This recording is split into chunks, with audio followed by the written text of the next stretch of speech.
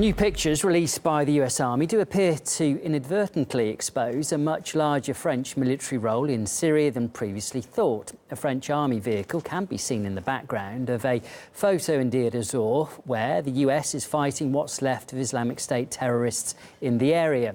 The image, though, was quickly deleted. Here's Charlotte Dubinsky with more details. Well, we know that the US Army released this photograph on Wednesday to show its special operation joint task force on the ground in Syria, in this particular region, Deir ez-Zor. But what eagle-eyed members of the public clearly spotted was a French military vehicle in the background. Now people have said they're sure that it's a French military vehicle because this particular type of vehicle is only used by French and Saudi Arabian forces, and Saudi Arabian forces are not on the ground in this particular region. Now, what it showed is that military vehicle in the background, and what's really interesting about this is that the French government, the French military, has never acknowledged that it has French troops on the ground in this particular area of Syria.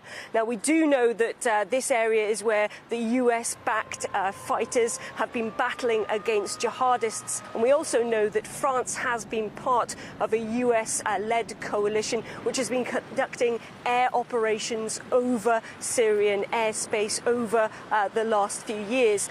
But in particular, it's been aiding Kurdish forces on the ground as they fight against ISIL or Daesh forces. Now, and we know that France has pledged in the past full support to Syrian Kurds on the ground.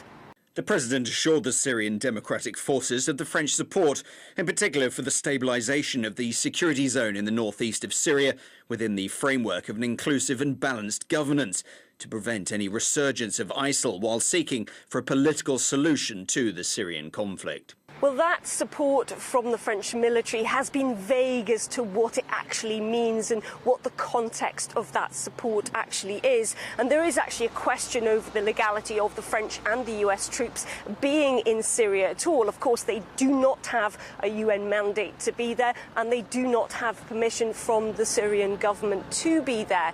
We also know that France has repeatedly warned that if it believes a chemical attack has taken place, it will seek retribution and retaliation for such an attack on Syrian ground. So now, with their troops seemingly absolutely on the ground in this area that nobody has acknowledged previously, perhaps France is raising an even bigger warning flag.